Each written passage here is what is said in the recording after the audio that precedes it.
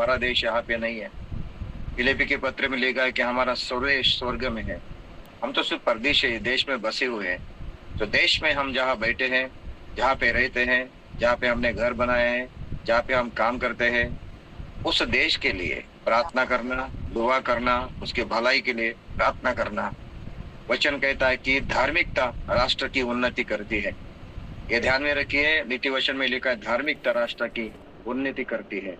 और हमारा देश उन्नति पाए, शांति से भरे, प्रभु का राज्य से भरे, धार्मिकता से भरे, सच्चाई से भरे, भ्रष्टाचार और महंगाई और अकाल, बेकारी, ये सारे हमारे देश से दूर हो जाए। जाति मतभेद, आतंकवाद, दहशतवाद, ये सब नष्ट हो जाए। शांति का, धार्मिकता का, प्रेम का राज आए, सच्चाई का राज आए। ये हमारी प्रार्थना दुआ यीशु मसीह ने सिखाई, उसी अनुसार हम करेंगे कि पिता को हम प्रार्थना करेंगे हमारे देश के लिए। स्वतंत्रता हुई, हमारे देश की उन्नति के लिए, देश की सुरक्षा के लिए हम प्रार्थना करेंगे। आइए हम प्रार्थना करेंगे। पहले पिता परमेश्वर खुदावन, यीशु मसीह के नाम से हमारे भारत देश के लिए हम प्रार्थना करते हैं। प्रभु, हर राज्य के लिए हम प्रार्थना करते हैं, हर मंत्रियों के लिए प्रार्थना करते हैं, पुलिस अधिकारी के लिए प्रार्थना करते हैं, एजुकेशन, व्यापार, खेल कूद और उसके साथ प्रभु हम प्रार्थना कर धार्मिक सारे क्षेत्र में प्रभु सच्चाई का राज आए। और प्रभु सारे धनवान और गरीब, अमीर, सबको तेरे हाथ में देते हैं। आने वाले दिनों में हमारा भारत राष्ट्र प्रभु मसीह बन जाए, सुसमाचार का प्रचार हो गया जो हो जाए। और प्रभु हर एक भारत के हर एक गांव में प्रभु कलीसिया तैयार हो जाए। हमारा भारत देश सच्चाई को जाने, भारत देश में उजाला का प्रकाश हो जाए, उजाला का संदेश मिले। ऐसे हम प्रार्थना करते यीशु मसीह सहायता कर। हर भ्रष्टाचार, हर प्रभु गुनाह का, हर अपराध प्रभु भारत देश से नष्ट हो जाए, धार्मिकता का राज आए। धन्यवाद प्रभु, जो तेरे दास तेरे बच्चे इस भारत देश में रहे उनको सब सुरक्षित है। ऐसे हम प्रार्थना करते हैं प्रभु यीशु मसीह के नाम से मांगते हैं, आमीन आमीन। तो प्रभु को धन्यवाद हो, प्रभु की स्तुति हो, प्रभु की महिमा हो। तो हम आज प्रभु के वचन में जाएंगे और मेरी गवाही जो है बाकी रह गई, मैं आपके सामने बयान करना चाहता हूँ। मेरे गवाही का एक फाउंडेशनल वचन है, मेरे गवाही का एक फाउंडेशनल वचन है और वो वचन मैं आपके लिए पढ़ना चाहता हूँ। भजन संहिता 40 का 1 से लेके 3 तक। मैं धीरज से यहोवा की बाट जोता रहा, उसने मेरी ओर झुककर मेरी दुआई सुनी। उसने मुझे सत्यानाश के गड्ढे और दलदल के कीच में से उबारा और मुझको चट्टान पर खड़ा करके मेरे पैरों को दृढ़ किया। उसने मुझे एक नया गीत सिखाया जो हमारे परमेश्वर की स्तुति का है। बहुत ये देखकर डरेंगे और यहोवा पर भरोसा रखेंगे। ये मेरे जीवन का साक्ष्य गवाही बताते वक्त मेरा गवाही बताने का लिए आधार का एक वचन है, भजन संहिता, जो मैं आपके सामने पढ़ाऊं। इसमें हम देखते हैं कि एक समय में गड्ढे में, दलदल में, पाप में फंसे थे, लेकिन प्रभु यीशु मसीह ने हमारी दुआई सुनी, हमारे ऊपर प्यार किया, सत्यानाश के गड्ढे से, दलदल से हमें उठाया और चट्टान यानी कि यीशु मसीह में वचन पे खड़ा किया और हमारे पैरों को स्थिर किया और उसने हमारे मुख में नया गीत डाल दिया। ये मेरे जीवन की गवाही की सच्चाई है जो भजन संहिता में मैंने पढ़ा है। तो अभी मैं मेरी गवाही आगे बढ़ाऊंगा। तो मैंने आपको बताया था कि मेरा जो मानसिक बीमारी थी, डिप्रेशन था, जो था वो तो ठीक हो गया। लेकिन मैं आपको कहना चाहता हूँ, मनुष्य की आदत है, मनुष्य का स्वभाव है, मानव जाति का क्या है, एक स्वभाव है। क्या स्वभाव है? जब उसका काम निकलता है ना, जब उसका काम निकल जाता है, जब उसको लाभ मिल जाता है, जब उसका काम बन जाता है ना, तो वो क्या करता है? भूल जाता है।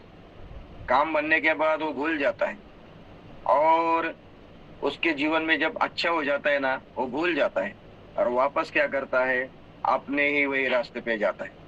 मेरे साथ भी ऐसा ही हुआ। प्रभु ने मुझे चंगाई दी, डिप्रेशन से मुक्त किया और अच्छा किया। मैं भूल गया और वापस मैं वही रास्ते पे चलने लगा, और वापस मैं वही रास्ते पे चलने लगा, बुराई में चलने लगा, वापस स्मोकिंग करने लगा, सिगरेट पीने लगा, वापस मैं क्या करने लगा, गंदगी में जाने लगा, मारपीट करना, गुंडागर्दी करना, वापस मैं वही मार्ग में जाने लगा। लेकिन तुरंत मेरे सर को दर्द होता रहा, सर में बहुत दर्द होता था, इतना दर्द होता था, नींद हराम होनी जा रही थी और मेरा सर फटने जा रहा था, मेरी आंखें लाल होती थी और वापस मुझे वही तकलीफ होने लगी थी। तुरंत मैंने जान लिया कि ये जो हो रहा है मुझे, ये मेरे गुनाहों के लिए हो रहा है। जो मैंने परमेश्वर का आशीष, उसकी चंगाई, उसका प्यार, उसके दया को मैंने भूल गया था, ये मैं जान गया। और उसी समय में मैंने निर्णय लिया। मैं आपको बताना चाहता हूँ, उस समय सिंथॉल, चारमीनार, ब्रिस्टॉल, ये सिगरेट बहुत चलते थे, बर्कले, ये सिगरेट बहुत चलते थे और मुझे सिगरेट खींचना, स्मोकिंग करना बहुत अच्छा लगता था। मैं लोगों ने फेंके हुए जलते हुए सिगरेट के टुकड़े उठा के मैं फूंकता था, मित्रों के हाथों से छीनता था।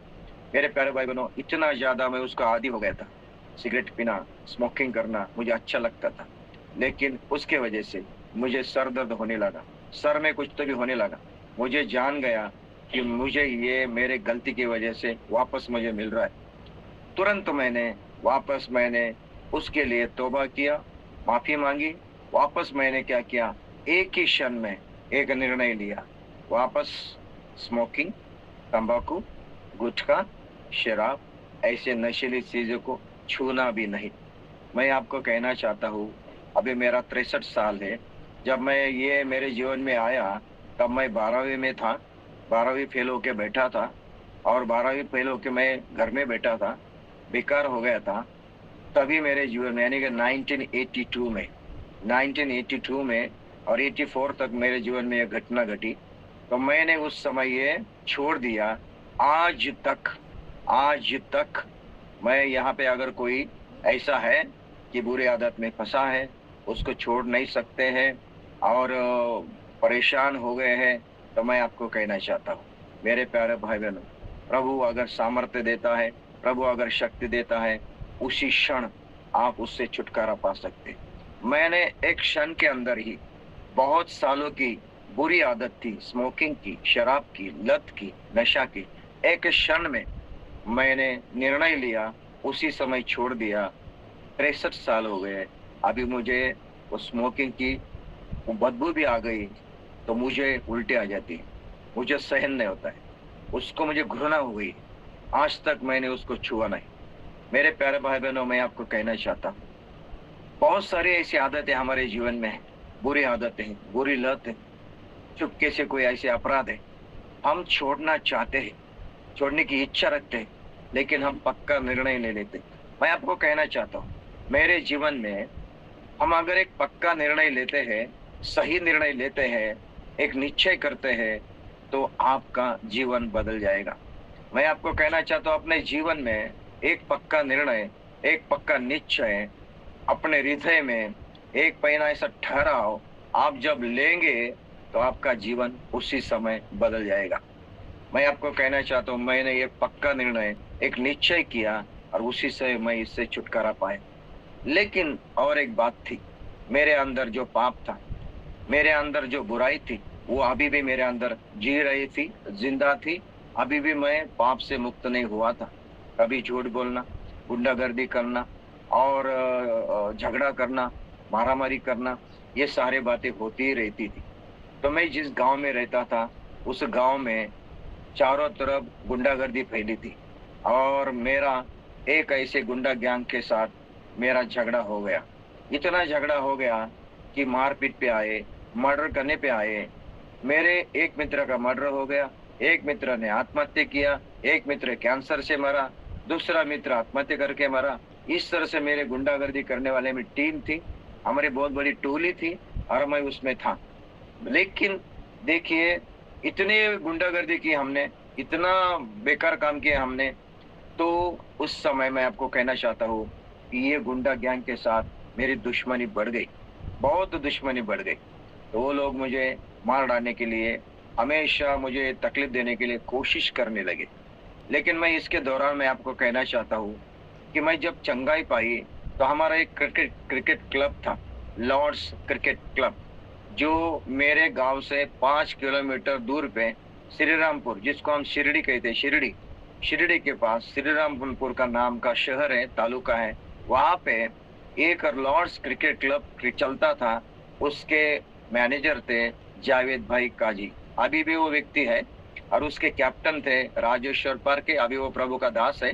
और नरेंद्र ब्राह्मणे, जो अभी हमारे हर घर प्रार्थना घर में हमेशा प्रचार करने के लिए आते थे।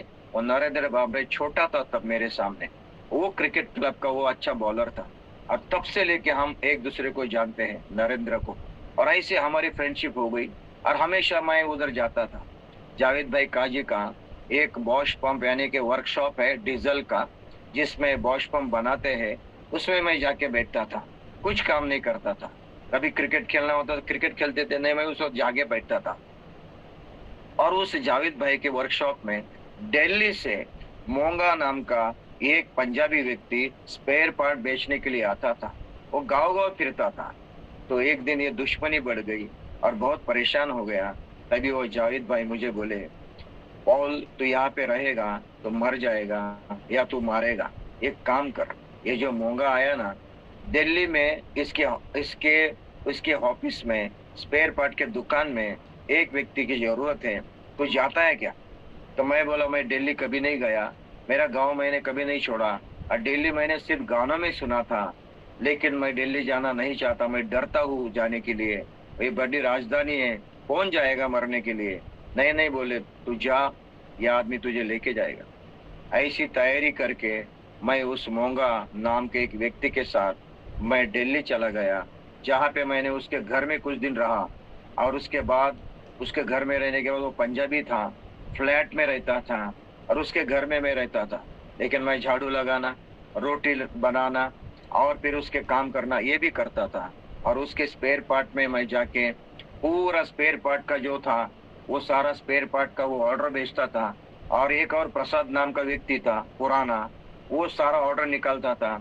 हम उस ऑर्डर निकाल के उस स्पेयर पार्ट पैकिंग करते थे, पार्सल बनाते थे और पोस्ट से हम उस पार्टी को भेज देते थे, पूरे इंडिया में भेज देते थे। उसका बिलिंग करना, कोटेशन निकालना, उसका टैक्स का काम करना, बैंक में जाना, ये सारा काम उसने मुझे सिखा दिया। और ये काम मैं करने लगा। कुछ दिन तक उसके उसमें काम किया। लेकिन वो पंजाबी आदमी था, उसने मुझे बहुत तकलीफ दी। मुझे सैलरी नहीं दी, मुझे महीने की सैलरी नहीं दी। 750 रुपये सैलरी देता था। विचार करो, दिल्ली में 750 रुपये सैलरी देता था। और एक दिन क्या हो गया, मुझे ऐसा लगा कि ये व्यक्ति मुझे चीटिंग कर रहा है। और मैंने उस समय उसको छोड़ दिया, बीच में ही काम छोड़ दिया। और छोड़ने के बाद नागलोई बोल के एक गांव में जाके रहा, जहाँ पे दिल्ली के पास है। तो बिहारी के साथ रहा, क्योंकि मुझे रहने के लिए घर नहीं था। और ये व्यक्ति एक दिन आया और मुझे बोला, तूने काम क्यों छोड़ा, बीच में क्यों छोड़ा? मैं बोला, मुझे नहीं आना है। उसने मुझे 2 फटके मारे, मुझे मारा। मैं वहां पे था, मुझे मार दिया। तो मैंने क्या किया, पत्थर लेके उसके पीछे दौड़ा और उसको मारने के लिए कोशिश की। लेकिन वो जो बिहारी के साथ में रहता था, उन लोगों ने मुझे बचाया। और इस तरह से मैं उस बिहारी के साथ रहने लगा। काम नहीं, बेकार हो गया। और मैं अभी क्या करे, ये आदमी लेके गया था, इसने भी छोड़ दिया। ऐसे हालत में पड़ा हुआ, एक दिन काम नहीं, भूखा मरने लगा, कपड़े फटने लगे। और ये जो बिहारी लोग थे, वो कहने लगे, अरे ये व्यक्ति काम नहीं करता है और महाराष्ट्र से किधर से आया है।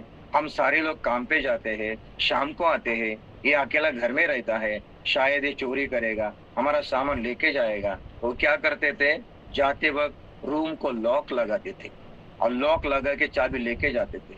मैं दिन भर धूप में इधर उधर घूमता था, भूख लगती थी, खाना नहीं मिलता था, कहाँ जाऊं, पैसा नहीं। लेकिन उस गांव में एक अजीत नाम का एक सरदार जी, सिख परिवार था, अजीत नाम।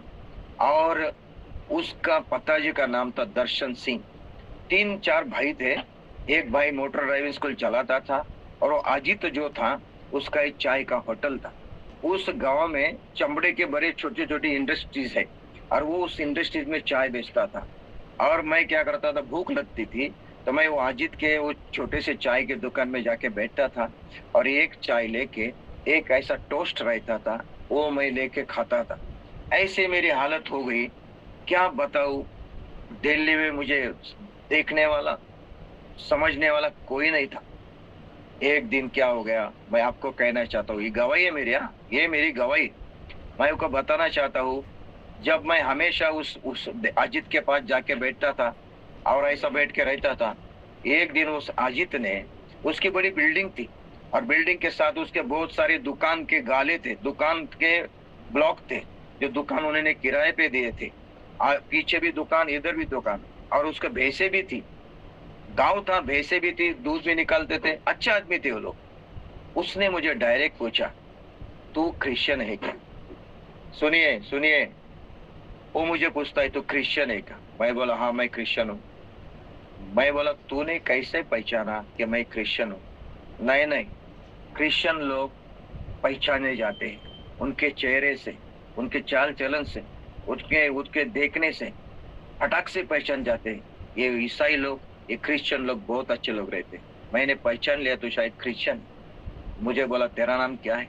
मैंने मेरा नाम बताया, मैंने मेरी हालत बताई, मैंने मेरी समस्या बताई। वो अजीत क्या बोला मालूम है? पॉल, आज से तू मेरा दोस्त है, आज तुझे जो भी चाहिए इधर आके खाना है, इस होटल में आके चाय पीना है। तुझे दो तकलीफ हुई, मुझे मुझे बहुत बुरा लगा, मैं तेरे साथ आता हूँ, उस मालिक को मैं देखता हूँ। मैं बोला, ऐसा नहीं करना है, छोड़ दो। इस तरह से वो मेरा फ्रेंड बन गया। मुझे रहने के लिए जगह नहीं थी, तो उसकी बिल्डिंग बहुत ऊंची थी, उसे टेरेस पे टूटी फूटी एक खाट थी, एक पुरानी खाट थी टेरेस के ऊपर। वो बोला, तुझे सोने के लिए जगह नहीं है तो आके हमारे टेरेस के खाट के ऊपर सो सकता है। उसने मुझे थोड़े कपड़े दिए और मैं उधर सोने लगा। तो मैं क्या करने लगा, देखो, मैं एक इंटेलेक्चुअल आदमी, टैलेंटेड आदमी, पढ़ा लिखा आदमी, मेरी हालत देखो कैसी हो गई। मैं उसके दुकान में चाय बनाने लगा, उसके चाय मैं फैक्ट्री में जाके देने लगा, उसके साथ मैं चाय बनाने लगा, जो दूध लेके वो जो गाँव घर घर में जाता था वो दूध में लेके जाने लगा। इस तरह से उनके लिए मैं काम करने लगा। कोई पैसा नहीं देता था, रहने के लिए थोड़ा खाना देता था। मैं आपको कहना चाहता हूँ, जब उस मैं टेरेस पे खाट पे जब मैं रात में सोता था, जब मैं कंबल ओढ़ता था, बहुत ज्यादा गर्म होता था, कंबल निकलता था, हजारों हजारों मच्छर आके मुझे काटते थे। मेरे प्यारे भाई बहनों, मैं रात दिन नहीं सोया, बहुत परेशान हो गया था। मुझे प्रार्थना कैसी करनी मालूम नहीं थी, मेरा सच्चा उद्धार नहीं हुआ था, लेकिन इतना जरूर मालूम था कि कोई तो भी प्रभु है, यीशु है। आरसी होने के नाते, कैथोलिक होने के नाते मुझे कुछ उद्धार मालूम नहीं था, पश्चाताप कुछ मालूम नहीं था। मैं ऐसा ही प्रार्थना करता था। मेरे प्यारे भाई बहनों, प्रभु की दया से मेरा चाल चलन, मेरा उनका मुरा स्वभाव, उनके साथ का लगाव, मेरे लगन, मेरे परिश्रम देख के उन्होंने मुझे क्या किया, टेरेस से उठाया, उनके घर में जगह दी।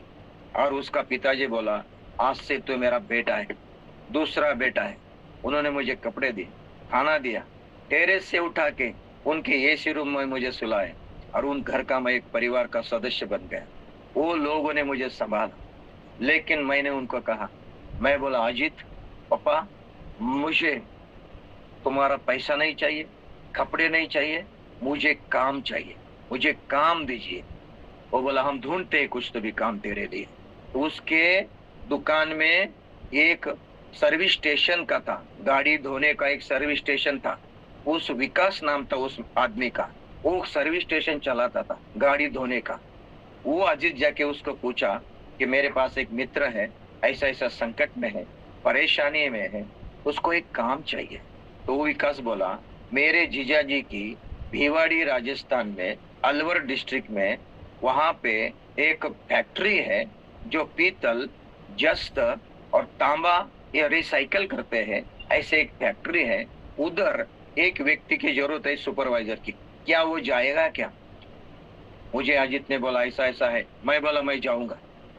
मेरे पास एक थैली थी, उस थैली में मैंने कपड़े डाले, और विकास ने मुझे बोला, ऐसा ऐसे एड्रेस दिया और मुझे बोला तू चला जा। ऐसा करके उस एड्रेस पे मैं दिल्ली से बस पकड़ के राजस्थान भिवाड़ी 90 किलोमीटर है, वहां पे मैं इंडस्ट्रियल एरिया में चला गया, उस फैक्ट्री में चला गया। तो उसका जो मालिक था उसका नाम था कमल शर्मा। उसका नाम था कमल शर्मा। वो पंजाबी बैग में रहता था। उसने पहले ही मुझे देख के बोला, मैं बोला मेरे डॉक्यूमेंट्स, मैं एप्लीकेशन कुछ दूं क्या? वो बोला मुझे समझ में आया कि तू क्रिश्चियन है, ईसाई है, मुझे तेरे ऊपर भरोसा है, तेरे डॉक्यूमेंट नहीं चाहिए, तेरे पेपर नहीं चाहिए, तू क्रिश्चियन है इसीलिए मैं तुझे मेरे फैक्ट्री में काम देता हूँ। और उधर मैंने फैक्ट्री में मैं जैसे ही प्रवेश किया, वहां पे कुछ लोग बिहारी और उधर के राजस्थानी लोग फैक्ट्री में पहले से रहते थे, वहां पे वो काम करते थे। और उन लोगों ने क्या किया, मुझे बर्तन मारने को लगाया क्योंकि मैं गोरा था, दिखने में चिकना था, जवान था। उनको लगा कोई खाना बनाने वाला उनके लिए आया, मुझे एक दिन बर्तन मांजने के लिए लगाए। मैं बोला मुझे बर्तन मांजने के लिए बोला है क्या, इसलिए भेजा है क्या इधर? मुझे बहुत दुख हो रहा है। फिर एक दिन दूसरे दिन मैं उनको बोला, तुमको मालूम है क्या मैं कौन हूँ? बोले कौन है? मैं बोला मैं यहाँ का सुपरवाइजर हूँ, मैं यहाँ का प्लांट इंचार्ज हूँ, इसीलिए मुझे इधर आया है। तभी वो लोग बोले पॉल साहब हमको माफ करना, हमसे गलती हुई। मेरे प्यारे भाई बहनों, उस राजस्थान भिवाड़ी में फैक्ट्री में मैं लेने लगा। मैं कुछ ही दिनों में वो सारा प्लांट सीख गया, प्लांट का सारा काम सीख गया, प्लांट इंचार्ज बन गया, पूरी तरह से वहां का सुपरवाइजर और अधिकारी बन गया। और कमल शर्मा मेरा अच्छा फ्रेंड बन गए। इतना बड़ा मालिक, हम एक प्लेट में खाते थे, एक डाल लेके हम एक साथ खाते थे, वो मुझे बेटा मानता था। इस तरह से वहां पे मेरे जीवन शुरू हो गया। आप लोग सुन रहे हैं मेरी बात?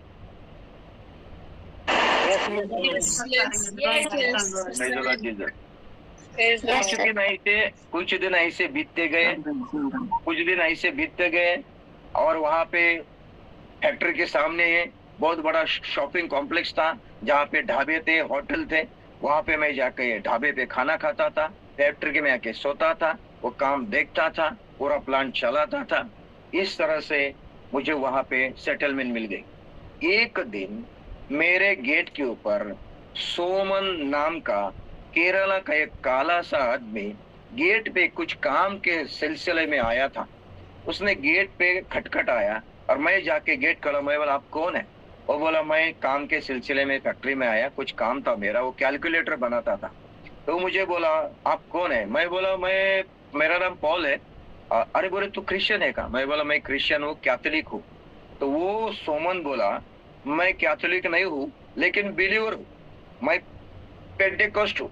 लेकिन मैंने गोवा में कैथोलिक में रहते वक्त पेंटेकोस्ट लोगों के बारे में, बिलीवर्स लोगों के बारे में ये सुना था कि वो चिल्ला चिल्ला के, रो रो के, जोर जोर से कुछ तो भी भाषा में प्रार्थना करते हैं, रोते हैं, चिल्लाते हैं, और वो यीशु मसीह के माँ के ऊपर, मूर्ति के ऊपर विश्वास नहीं करते हैं। ऐसा मैंने सुना था। तो मैंने सुनते ही मैं उसको बोला देख, जो लोग तुम है ना, ये पास्टर वास्टर है ना, ये सारे पेट के लिए पास्टर बनते हैं, शादी करते हैं, बच्चे पैदा करते हैं, ये लोग सारे पागल है। तुम्हें माँ नहीं है, मरिया नहीं है, तुमको माता नहीं है, तुम ऐसे लोग है बोल के मैंने उसको ठुकराया, उसको भगाया। और मैंने उसको बोला मैं कैथोलिक हूँ और मुझे ये पेंटेकोस्ट नहीं चाहिए। वो वापस चला गया। उसने उसके पास्टर को लेके आया। पास्टर ने मेरे साथ बात करना शुरू कर दी। मैं पास्टर को भी उसी तरह से झगड़ा किया। मैं कट्टर कैथोलिक था। ऐसा कर करके वो पास्टर ने और एक विश्वासी को लेके आया। कुछ दिन के बाद मुझे बार बार वो लोग सताने लगे, इतने सताने लगे। लेकिन इसके दौरान राजस्थान भिवाड़ी में इंडस्ट्रियल एरिया है, वहां पे बहुत केरला वाले बहुत लोग रहते हैं। वहां पे एक कैथोलिक चर्च था और वहां पे इग्नेशियस पास्टर बोल के एक फादर था। उस कलीसिया में मैं कैथोलिक में वापस जाने लगा, प्रार्थना में जाने लगा। और वहीं से वापस मैं काठमांडू में प्रीस्ट बनने के लिए मेरी तैयारी हो गई। वो फादर ने मुझे सब तैयारी कर दी। काठमांडू में मुझे जाना है, प्रीस्ट सेमिनरी में जाना है, मेरी तैयारी हो गई और जाने का समय आ गया था। उस समय ये लोग मुझे आके हमेशा सिखाते थे, अरे ये वचन ऐसा है, ये उद्धार ऐसा है, पवित्र आत्मा ऐसा है, मरिया और ये ऐसे है, ऐसे सिखाते थे। मैं उनको झगड़ा करता था, बार बार उसको मैं ठुकराता था। एक दिन मेरे दिल में आ गया, अरे ये लोग इतने बोल रहे हैं, बार बार आते हैं, एक दिन मैं जाके इनके कौन सा चर्च कैसा है जाके देखो तो सही। मैं एक दिन उनके चर्च में गया, उस कलीसिया में गया, वो लोग दौड़ के आए, बहुत सारे 50-60 लोग थे, दौड़ के आए, उन्होंने मुझे गले लगाया, मुझे प्रेज द लॉर्ड दे दिया, मुझे स्वागत किया। वो लोगों ने हंस के मुझे गले लगा के मेरा स्वागत करके मुझे बहुत आदर सम्मान दिया, वहां पे मुझे बिठाए और वो पास्टर जोर जोर से वचन सुना रहा था, जोर जोर से वचन सुना रहा था, मेरे दिमाग के ऊपर जा रहा था। लेकिन वहां का प्यार, उनका स्नेह, उनका कॉपरेशन, उनका जो अपने अपने हमारे मेरे अंदर का दिलचस्पी जब मैंने देखा, मुझे थोड़ा सा अच्छा लगा। कैथोलिक चर्च में जाओ, वापस आओ, कोई आपके लिए देखभाल नहीं करेगा। तो मैं कुछ दिन तक उधर जाने लगा। एक बार मुझे ऐसा लगा यहाँ पे जाना सही है। मैं कैथोलिक चर्च में नहीं जाता था, इसीलिए फादर बोल रहा है वो पॉल क्यों नहीं आता है। एक दिन उन्होंने फैक्ट्री में किसी को भेजा, कंपनी में, कि तो क्यों नहीं आता है। तो मैं जाके फादर को मिला और फादर को सीधा जाके बोल दिया, फादर साहब मैं अभी इधर नहीं आऊंगा, मुझे एक अच्छी कलीसिया मिल गई है, मैं वहां पे जाता रहूंगा, मुझे फादर बनना नहीं है, अभी मुझे सच्चाई मालूम हो रही है। वो फादर मुझे क्या बोलो मालूम है क्या, पॉल तू जहाँ पे जा रहा है ना वो सही जगह है, वहां पे जाएगा ना तो वहीं पे रहना, वापस इधर नहीं आना है, वो सही रास्ता है बोल के मुझे उधर बोला। और मैं वहीं पे गया। और मैं आपको कहना चाहता हूँ प्रभु की दया से मैं 1-1.5 साल के बाद संगम विहार जहाँ पे कुतुब मीनार है, वहां पे एंटी फिलिप पास्टर के हाथ से मैंने पानी का बपतिस्मा लिया। मैं आपको कहना चाहता हूँ मैंने पानी का बपतिस्मा लिया। मेरे साथ एक जॉर्ज नाम का मेरा मित्र था, वहां पे मैंने चर्च के अंदर एक बड़ा टैंक था, उसमें मैंने बपतिस्मा लिया। और वो पास्टर एंटी फिलिप अभी किधर है, अमेरिका में है, वहां पे मैंने बपतिस्मा लिया और मेरा नया जीवन शुरू हो गया। सुन रहे क्या मेरे प्यारे भाई बहनों?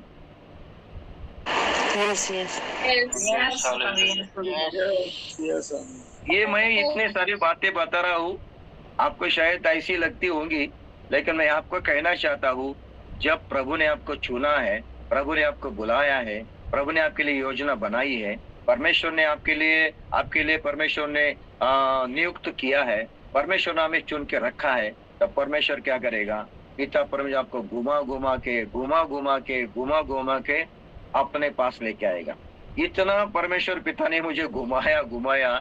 मैं आपको कहना चाहता हूँ जब मैं दिल्ली में काम कर रहा था, पंजाबी बाग में मैं काम कर रहा था, जब मैं काम छोड़ दिया, कश्मीरी गेट में मैं रहता था, वहां पे बड़ा सा इसका मार्केट है, वो स्पेयर पार्ट का मार्केट है कश्मीरी गेट में, जहाँ पर मैं रहता था। उस समय मैंने काम करते करते जर्नलिज्म करना की कोशिश की, जर्नलिज्म वो भी आधा छोड़ दिया।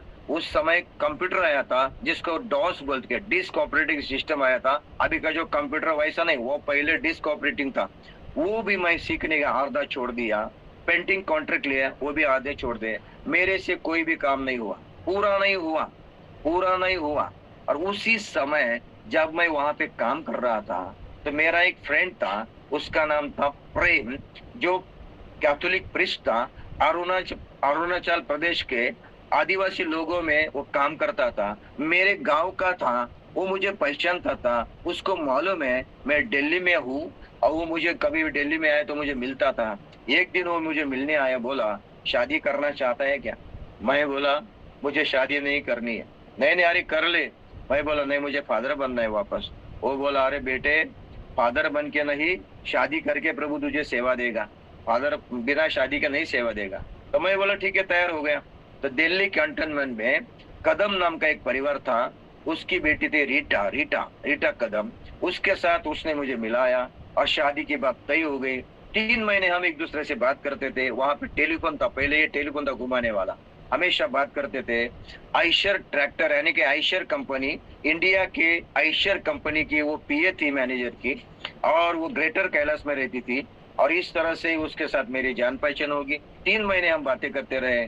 बाद में मुझे पता चला मैं गांव का आदमी था और वो शहर की लड़की थी। वो बोले मुझे बहुत बॉयफ्रेंड्स हैं, हमारे फ्रेंड्स हैं, उसको मुझे तुझे दिखाना है, तू ऐसे कपड़े पहनना चाहिए, ऐसे जूते पहनना चाहिए, ये गाँव से जैसा नहीं रहना है।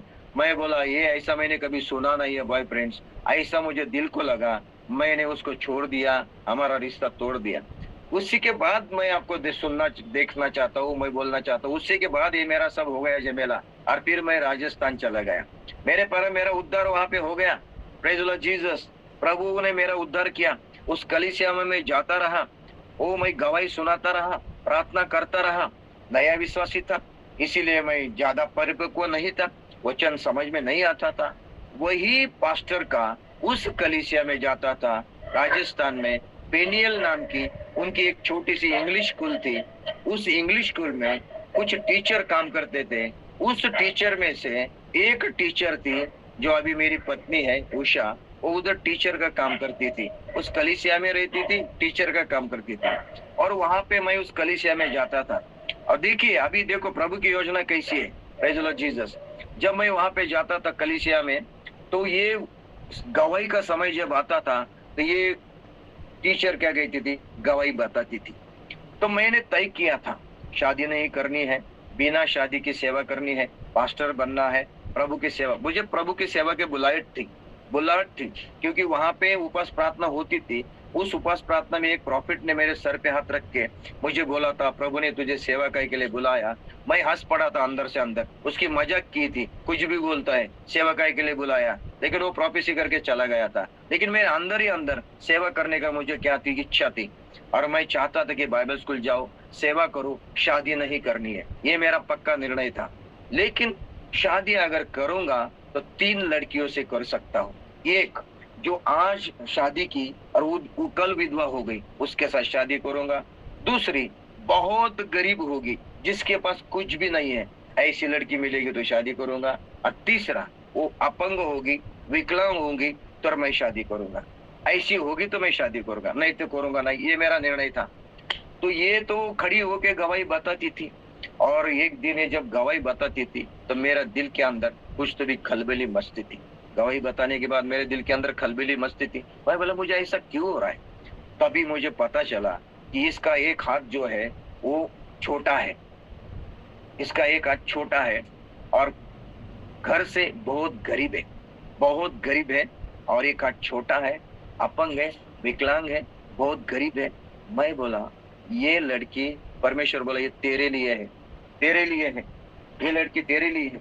मुझे बोली प्रेज द लॉर्ड जीसस, क्या लिया, चल जा, प्रेज द लॉर्ड जीसस, ये लड़की तेरे लिए है। मैं बोला प्रभु मुझे शादी नहीं करनी है। नहीं ये तेरे लिए है।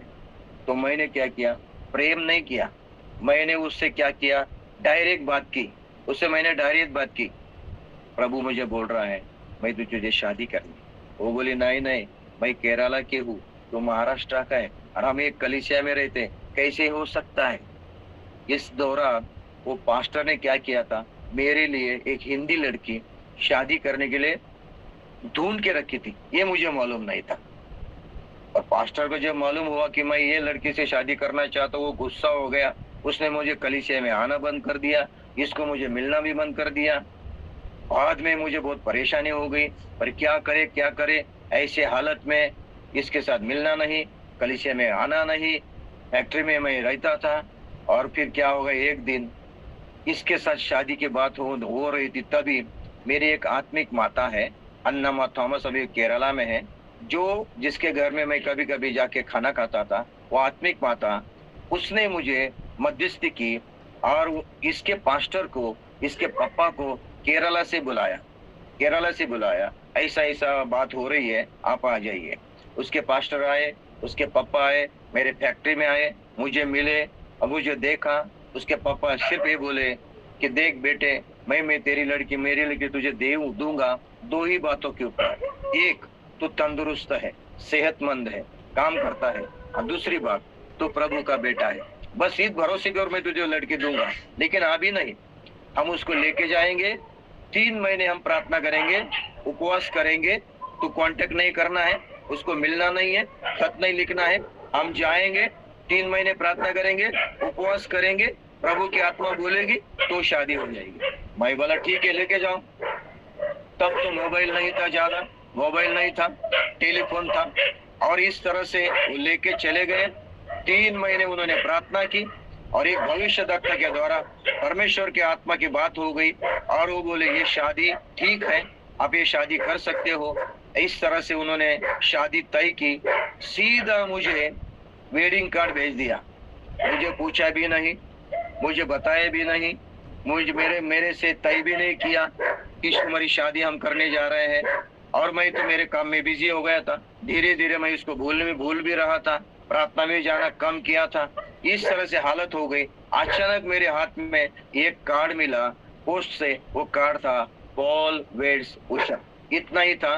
तारीख थी 7 मार्च 1994। इतना ही था। जगह का पता था। इतना ही कार्ड था। मैंने वो कार्ड देखा, मुझे बहुत आश्चर्य लगा, धक्का भी लगा। अरे इन्होंने मुझे पूछा भी नहीं, मुझे बताया भी नहीं। अचानक उन्होंने शादी कैसी तय की थी? उन्होंने विश्वास के साथ शादी तय की थी। पवित्र आत्मा बोला शादी ठीक है, ये शादी करो, ये अच्छी रहेगी। सीधा उन्होंने शादी तय कर दी। सीधा मुझे कार्ड भेज दिया। मैं कार्ड देख के घबरा गया। अरे मैं बोला अचानक कैसे उन्होंने शादी की? मुझे पूछा भी नहीं, बताया भी नहीं। ऐसा करके मैं वो कार्ड लेके मेरी आत्मिक अम्मा जो अन्नामा थॉमस थी, जी इसको जानती थी, इसके पिताजी को जानती थी, उसके पास मैं चला गया। मैं बोला ऐसा ऐसा मामा अम्मा हो गया और मेरे दिल के अंदर अभी इच्छा नहीं है, शादी के लिए जाने की इच्छा नहीं है। मैं वो भूल जाना चाहता हूँ, मुझे नहीं जाना है। वो अन्नामा थॉमस के द्वारा परमेश्वर ने मेरे से 1 घंटा बात की, मुझे समझाया, तभी मैं तैयार हो गया। तैयार होने के बाद उसने मुझे थोड़े पैसे दिए। उस समय आपको मालूम है 500 रुपए बहुत बड़े थे। 500 रुपए दिए। मैं मेरे मालिक के पास गया। उस मालिक को बोला, भाऊजी मुझे शादी करनी है, मैंने लड़की ढूंढी है, प्लीज मुझे पैसा चाहिए, मदद कीजिए। वो मेरे ऊपर बहुत गुस्सा हो गया। कमल शर्मा मेरे ऊपर बहुत गुस्सा हो गया। वो बोला, अरे तुझे शादी करनी थी तो मुझे बताना चाहिए था ना, मैं तेरे लिए लड़की ढूंढता, तू मेरे बेटे जैसा है, मैं तेरी शादी करवाता। मैं बोला, भाऊजी ऐसा हमारे में नहीं होता है। हम विश्वासी लोग हैं, हम प्रभु के लोग हैं, हम किसी के साथ शादी नहीं कर सकते हैं। जो प्रभु हमें बोलेगा, परमेश्वर की इच्छा के अनुसार प्रभु में चलने वाली, विश्वास करने वाली लड़की होगी तो मैं उसके शादी करूंगा। हमारे ऐसा नहीं चलता। अरे ऐसा है क्या? ओके ठीक है, लड़की ढूंढी, कितने पैसे चाहिए? मैं बोला मुझे 10,000 रुपए चाहिए। बोले जाओ पंजाबी बैग में दिल्ली में ऑफिस में आके मिलो। मैं जाके पंजाबी बाग में ऑफिस में जाके मिला और वहां से उन्होंने मुझे थोड़े पैसे दिए।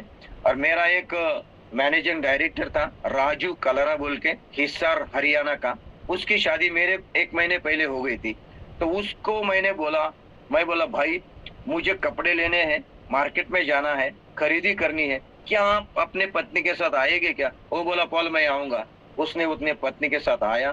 तिलक नगर उत्तर नगर मार्केट में उसकी पत्नी ने साड़ी देखी, मैंने कपड़े देखे, शर्ट दे दो, पैंट दे दो, ऐसी पैकिंग करके मैं आया। देखिए 7 मार्च को मेरी शादी तय है। 3 तारीख को मैं यहाँ से निकलना चाहिए क्योंकि 3 दिन लगते, 2.5 दिन लगते दिल्ली जाने के लिए, केरला जाने के लिए। और मुझे टिकट बुक करना है। और मेरे साथ कौन है? एक सोमन जो मुझे सुसमाचार सुनाया वो, और एक बीना नाम की एक लड़की थी हिंदी जानने वाली, क्योंकि मुझे मलयालम मालूम नहीं है। वो दोनों लोग मेरे साथ आने वाले थे। किधर? केरला में। हम तीनों जाके शादी करने वाले। देखो माँ को मालूम नहीं, भाइयों को मालूम नहीं, किसी को मालूम नहीं। शादी तय हो गई। अभी मुझे 7 तारीख को पहुंचना है तो मुझे 6 तारीख जाना है। 6 तारीख को पहुंचना है तो मुझे 3 तारीख को टिकट बुक करना है। कीर्ति नगर बोल के रेलवे स्टेशन था जहाँ पे रिजर्वेशन के लिए मैं खड़ा रहा। जब मैं खड़ा रहा लाइन थी, और मैं जब खड़ा रहा तब जाके देखा 7 टिकट बाकी थे, उसमें के 3 टिकट मुझे मिले। और मैंने वो टिकट बुक करके मैं पैसा लेके अच्छी लेके वो दोनों के साथ मैं केरला चला गया। देखिए गवाही मैं सुना रहा हूँ, प्रेज़ द लॉर्ड जीसस। मैं केरला जाता हूँ तो ये लोग जो है ना घर में ये रोने लगी, उधर रोने लगी, ये आएगा क्या नहीं, ये आएगा क्या नहीं, कांटेक्ट नहीं, फोन नहीं, कॉलिंग नहीं, ये आएगा क्या नहीं। वो रोने लगी। वो भी साशंक में हो गए। हमने तो तय किया, पत्रिका तो बांट दी और सारे लोगों को बुलाया, मेहमानों को बुलाया, सब खाना बनाया रखा है, सब कुछ तैयार है, भोजन की व्यवस्था की है, ये वो लड़का आएगा क्या नहीं बोल के वो लोग क्या है एकदम दुख में है। ऐसे सोच के बैठे अगर वो नहीं आता है, उन्होंने दूसरा लड़के को तैयार करके रखा था, ये नहीं आएगा तो उसके साथ शादी करेंगे, ऐसा करके वो रखे थे। लेकिन मैं गया, जब उनको पता चला मैं आ रहा हूँ तो रेलवे स्टेशन पे आके उन्होंने मुझे गले लगाया, रोने लगे, मुझे पकड़ा, एम्बेसडर में डाला और वो सीधा उनके गांव चले लेके गए। कोटाइम से लेके गए, लेकिन उन्होंने उनके घर में नहीं लेके गया। जो पास्टर इनके आए थे, सीनियर पास्टर पूनम शर्मा को मालूम है, वो सैम के पीटर जो मेरे आत्मिक गुरु हैं, तो उनका कलीसिया 22 किलोमीटर दूर था केरला में, इनके गांव से। तो उनको बेटा नहीं है, बेटी नहीं है, तो वो बोले सीधा हमारे इधर सीधा बेटी के घर में नहीं जाते हैं, तो तू हमारे यहाँ पे रहना। तो उन्होंने मुझे क्या किया, उनके पास रखा और बोला आज से तू मेरा बेटा, और इस कलीसिया के बेटी के शादी उस कलीसिया की बेटी के साथ होने जा रही है, ऐसे हम तय करेंगे। तो उन्होंने मुझे बेटा मान लिया और उधर मुझे रखा। एक दिन के अंदर मैंने कपड़े चेंज किए, कटिंग की, तैयार हो गया। दूसरी दिन जब मैं कपड़े पहनने गया तो मेरी पैंट बड़ी हो गई, कमर बड़ा था, रेडीमेड लिया था ना, शर्ट बड़ा हो गया था, सारे कपड़े बड़े हो गए थे, कुछ काम के नहीं कपड़े, सिर्फ एक छोटा सा ड्रेस था, एक पैंट और शर्ट और एक चप्पल थी, उसके ऊपर मैं तैयार हो गया। और मुझे लगता है 300-400 लोग आए थे शादी के लिए, एक जबरदस्त शादी अरेंज मैरिज हो गया। और 7 मार्च 1994 को मेरी शादी हालेलुया सैम पीटर और उनके उपस्थिति में हो गई। आप लोग मेरी बात सुन रहे हैं क्या? Praise the Lord Jesus. Yes pastor, yes yes. परमेश्वर ने यहाँ पे अगर कोई जवान लड़के लड़की है, मैं उनको कहना चाहता हूँ, परमेश्वर ने अगर आपके लिए अगर कोई लड़की या लड़का तय करके रखा है, आपको परमेश्वर की योजना के अनुसार अगर परमेश्वर ने अपनी शादी के लिए अगर परमेश्वर ने कुछ योजना बनाई है, मैं आपको दुनिया को कोई भी ताकत आपको उससे अलग नहीं कर सकती। मेरे लिए परमेश्वर ने केरला में मेरे लिए एक लड़की रखी थी जिसकी शादी मेरे साथ धूमधाम से हुई। अकेला चला गया, भाषा मालूम नहीं, कुछ मालूम नहीं, कल्चर मालूम नहीं, उधर मेरी शादी हो गई। मेरे प्यारे भाई बहनों, शादी होने के बाद 1 महीना वहां पे मैं रहा। केरला में लड़की की शादी करनी है तो 10 तो 15 लाख रुपए चाहिए, गरीब के गरीब, और अमीर रहेगा 50 लाख चाहिए, डाउरी देनी पड़ती है और दहेज देना पड़ता है। मैंने सिर्फ 2000 रुपए लिए, मैं लेता नहीं था, मेरे पिताजी ने जानबूझ के दिए। उनका घर छोटा था, गरीब था, मेरे प्यारे भाई, उनके घर में रहने के लिए जगह नहीं थी, 4 लोग आराम से सो सकते थे, इस तरह से वो घर था, मिट्टी का घर था, बहुत गरीब आदमी था, सुसमाचार प्रचार करता था, 4 लड़कियां है, पहले लड़की से मेरी शादी हो गई है, ऐसी हालत में वो जीते थे। हालेलुया। मैं आपको कहना तो राइस का चावल की कंजी पीते थे, इस हालत में जीने वाले व्यक्ति के साथ मैं शादी किया। उसने मुझे 2000 रुपए जबरदस्ती दिया, एक व्हाइट शर्ट दिया और मैं उधर 1 महीना रहा। 1 महीने के बाद मेरी पत्नी को लेके मैं राजस्थान में वापस फैक्ट्री में आ गया। रहने के लिए घर नहीं, फ्लैट नहीं, कुछ नहीं, कहाँ जाऊँ? तो अन्ना थॉमस मेरी आत्मिक माता के घर में मैं कुछ दिन उसको रखा, वहां पे रखा, लेकिन उनको भी परेशानी हो रही थी, क्या करूं बोल के मैंने मेरे फैक्ट्री में ही एक रूम बनाया था एम्प्लॉइज के, उसमें मैंने हम दोनों हमारा प्रपंच पारंपरिक जो पारिवारिक जीवन शुरू किया। एक दिन ऐसा हुआ, प्रेगनेंसी आ गई, मेरे प्यारे भाई, प्रेगनेंसी आ गई, घर में छोड़ना है, घर में लेके जाना है डिलीवरी के लिए, 3 दिन का रास्ता है। मैंने टिकट बुक किया और ट्रेन में बैठ के इसको डिलीवरी के लिए छोड़ना है। ट्रेन में बैठते ही उसको चक्कर आ गई, चक्कर आने के बाद 10 मिनट बेहोश हो गई। मैं बोला अभी क्या करेंगे, इतना लंबा सफर है। मैं उसको बोला छोड़ दो, हम वापस जाएंगे, इधर ही डिलीवरी करेंगे। ये बोली नहीं, होश में आने के बाद हम जाएंगे। प्रभु की दया से हम वापस चले गए। 1 साल के बाद मेरा बेटा उधर, उसको छोड़ के मैं वापस राजस्थान आया। राजस्थान में आने के बाद मेरी नौकरी चली गई, मेरा काम चला गया, वापस मैं बेकार हो गया। अभी क्या करूं बोल के वहां से कुछ पैसे लेके मेरे घर में, महाराष्ट्र में मेरे घर में आ गए और वहां पे वापस मेरे मित्रों के साथ वापस मैं काम करने लगा, घूमने लगा।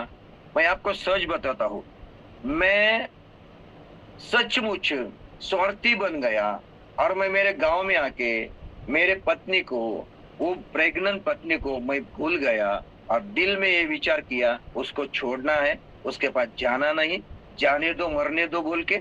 ऐसा मेरे दिल के अंदर वापस मेरे जीवन में ऐसी घटना हो रही है। मेरे प्यारे भाई बहनों, मैं बोलो नहीं जाना है। डिलीवरी हो गई, परेशानी में हो गई, इस तरह से पहला बेटा पैदा हो गया, लेकिन मैं जाना नहीं चाहता था, देखना नहीं चाहता था। 3 महीने हो गए, मैं कांटेक्ट नहीं कर रहा।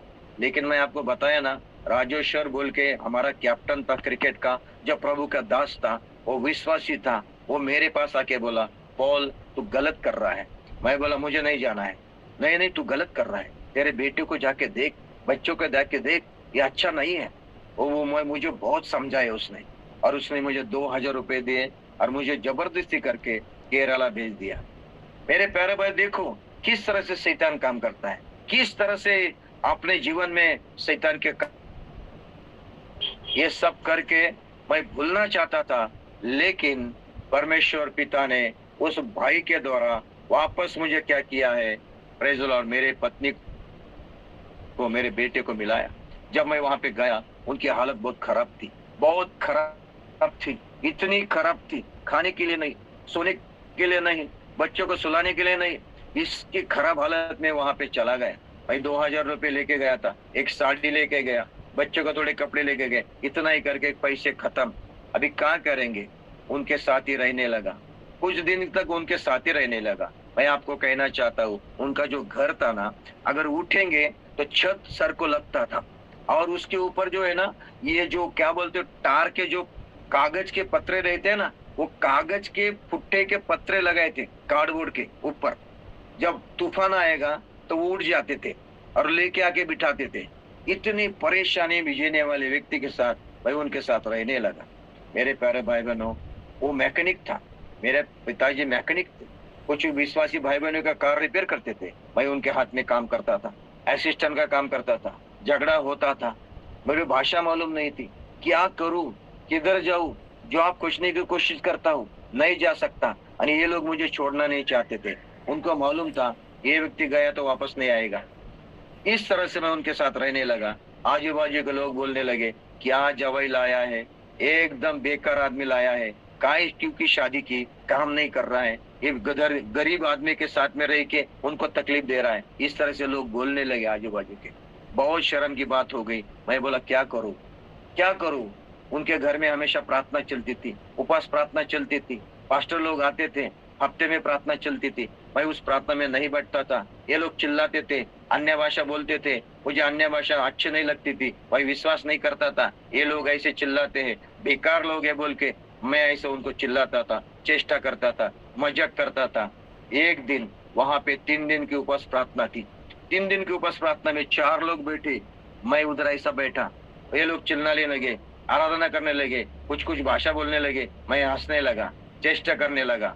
तीसरे दिन मैं जब वहां पे बैठा था, अचानक अचानक ऐसा कुछ हुआ कि मेरे आत्मा में, मेरे हृदय में, मेरे शरीर में कुछ तो भी इस तरह का सामर्थ्य उतरा, और मैं खुशी से, आनंद से, शांति से मेरा हृदय भर गया, और मैं हवा में उड़ने जैसा मुझे अनुभव हो गया। कुछ करंट मुझे लगा, और मैं एक अद्भुत ऐसे अनुभव में गया, और मैं बहुत देर तक परमेश्वर की एक नई नई भाषा में स्तुति करने लगा। ये मुझे मालूम भी नहीं था। ये जब लोगों ने देखा, तब वो सारे लोग जो है और भी आत्मा से भर गए। उनको मालूम हो गया, जो विश्वास नहीं करने वाला था वो व्यक्ति, प्रभु की आत्मा ने उसको छुआ, और वहां से मुझे पहला अभिषेक मिला। वहां मुझे अभिषेक मिला, और वहीं से मेरी कॉलिंग मुझे पता चली। वहीं से पवित्र आत्मा ने मुझे तुझे बुलाया है। फिर वहीं से मैंने सेवा का समर्पण किया। उसी समय में सेवा का समर्पण किया, और मैंने सेवा का समर्पण करके, मेरे जो पिताजी थे, पास्टर थे, उनका बाइबल स्कूल था, उस बाइबल स्कूल में मैं भर्ती हो गया। बच्चों को इधर छोड़ा, 22 किलोमीटर जाके मैं रहता था, और बाइबल स्कूल मलयालम थी। मैंने क्या किया, इंग्लिश में सुना और इंग्लिश में लिखा, और वहां पे कुछ टीचर थे, मैंने वहां पे थियोलॉजी की, सेवा की पूरी की। बड़ा कष्ट में मैंने बाइबल स्कूल किया है, बड़ा कष्ट में। खाने के लिए मिलता था, सोने के लिए नहीं मिलता था, चटनी मिलती थी, है ना, चपाती भी नहीं मिलती थी। इस तरह से बड़े हालत में वो बाइबल स्कूल मैंने किया। वो पास्टर का बैग उठाना, उनके शूज पॉलिश करना, उनके कपड़े इस्त्री करना, उनको नहाने के लिए पानी निकालना, इस तरह से सेवा करता था मैं वहां पे, और सामने बैठ के सुनता था।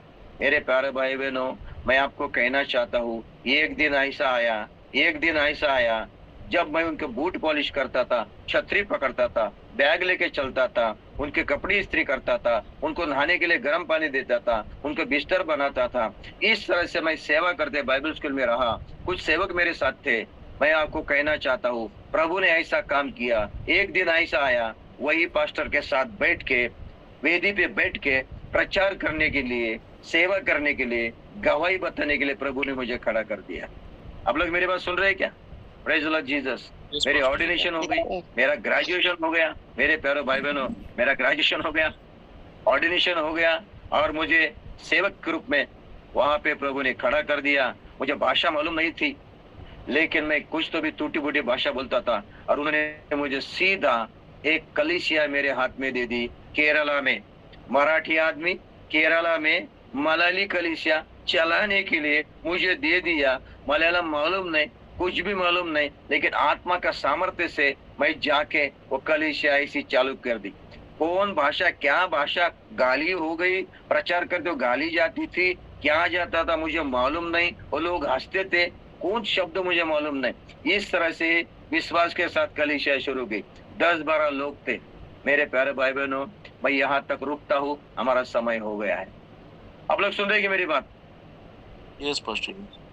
Yes, Pastor Ji. Yes. Thank you. Yes, Jesus. hallelujah. Praise the Lord. बहुत मैं आपको कहना चाहता हूँ, यस पास्टर जी, प्रभु के यस। सेवकाई में मैं आसानी से नहीं आया। किसी ने मुझे धकेला नहीं, मजबूरी थी चलो सेवा करो नहीं, किसी ने मुझे बोला नहीं। ये परमेश्वर की योजना थी। पहले से प्रभु ने मेरे लिए योजना बनाई थी। मेरा पिता मर गया, मेरे साथ भाई नहीं, मेरे साथ रिश्तेदार नहीं, मैं अकेला था, दरिद्री था, धन नहीं, पैसा नहीं, जमीन नहीं, दौलत नहीं, ऐसे हालत में जीने वाले व्यक्ति के लिए परमेश्वर पिता मेरा पिता बन गया, मेरा गुरु बन गया, मेरी माँ बन गया, मेरा मित्र बन गया, मेरा भाई बन गया। और उसने मुझे ऐसे दलदल से निकाला, गड्ढे से निकाला, दरिद्र से निकाला, और एक रास्ते पे लाया। मेरे प्यारे भाई बहनों, एक अद्भुत काम है। एक मराठी आदमी केरला में जाके मलयाली चर्च चलाता है। आपको मालूम है कि भाषा मालूम नहीं थी, आत्मा से भर के मैं खड़ा होता था, कुछ भी प्रचार करता था, सेवा करता था। मेरे प्यारे भाई बहनों, इस तरह से वहां पे पहली कलीसिया शुरू हो गई जहाँ पे मैं काम करता था। आप लोग सुन रहे हैं मेरी बात? Praise the Lord. Yes, Pastor Ji. अभी तो आगे बहुत अद्भुत गवाही है। Yes. इसके आगे बहुत अद्भुत गवाही। यस पास्टर जी। आसानी से सेवा नहीं मिली। मैं आपको कहना चाहता हूँ मेरे प्यारे भाई बहनों, कैसे घुमाया मुझे, ऐसा घुमाया। गोवा से लेके, राजस्थान से लेके, दिल्ली से लेके, केरला से लेके, घुमा घुमा के आखिर में परमेश्वर ने काम किया। मेरे प्यारे भाई बहनों, केरला में मेरी सेवा शुरू हो गई। भाषा मालूम नहीं है, क्या करूं। मैं बहुत प्रार्थना करता था, प्रभु मुझे भाषा मालूम नहीं, क्या करूं, क्या करूं, क्या करूं। प्रार्थना किया, परमेश्वर ने मुझे मार्ग दिखाया, रास्ता दिखाया भाषा सीखने का। और वो रास्ता क्या था, कैसे मैंने भाषा सीखी, कैसे प्रभु ने मुझे भाषा सिखाई। 9 महीने के अंदर मैं मलयालम बोलने लगा, लिखने लगा, पढ़ने लगा, बोलने लगा, लिखने लगा, पढ़ने लगा। 9 महीने के अंदर परमेश्वर ने मुझे एक रास्ता दिखाया। और वो रास्ता क्या था, मैं अगले गांव में बताऊंगा किस तरह से प्रभु ने मुझे भाषा सिखाई। अभी मुझे 4-5 भाषा आती है। भाषा सीखना मुझे कोई बड़ी बात नहीं, प्रभु ने मुझे वो कृपा दी है नई नई भाषा सीखने का। तो किस तरह से मुझे रास्ता दिखाया, कैसे मैं आगे गया, और कैसे मैं महाराष्ट्र में आया, कैसे केरला में प्रभु ने इस्तेमाल किया, इसमें बहुत ज्यादा गवाही है, पवित्र आत्मा के अनुभव है, सेवकाई के अनुभव है। मैं आगे आपको बताऊंगा जब मैं आऊंगा तब। प्रभु आप सबको आशीष करे, आपको सहायता करे। मेरा विश्वास है इस गवाही के द्वारा परमेश्वर ने आपसे बात की होगी। मेरा विश्वास है इस गवाही के द्वारा प्रभु ने आपको कुछ बातें बताई होगी। मेरा विश्वास है आपको प्रभु ने कुछ अद्भुत अनुभव दिया होगा। सही है नहीं? Praise the Lord Jesus. आमीन। Yes, Pastor Ji. बहुत आशीष मिला आज के गवाही से। किसी मनुष्य का काम नहीं, किसी व्यक्ति का काम नहीं, ये सब प्रभु का काम है, ये परमेश्वर का काम है। जब परमेश्वर किसी को हाथ में लेता है ना, तो उसको नहीं छोड़ता। मेरे प्यारे भाई बहनों, इस गवाही के द्वारा प्रभु आपको आशीष करें। कल आऊंगा, परसों आऊंगा, समय मिलेगा तो बाकी की गवाही मैं आपको बताऊंगा। इसके बाद तो इतने अद्भुत अनुभव है, इतने अद्भुत अनुभव, क्या बताऊं, इतने अद्भुत अनुभव। आप उस अनुभव को सुनेंगे तो आपके जीवन के अंदर परमेश्वर की भलाई, परमेश्वर की अच्छाई, प्रभु का सामर्थ्य, ये बातें आपके अंदर भी आप विश्वास करोगे, भरोसा करोगे। मैं आपको सचमुच कहना चाहता हूँ, बहुत कठिन अनुभव मेरे जीवन में आए हैं। प्रभु आपको सहायता करे, प्रभु आपको ताकत बल दे। मताइस भाई आपके पास।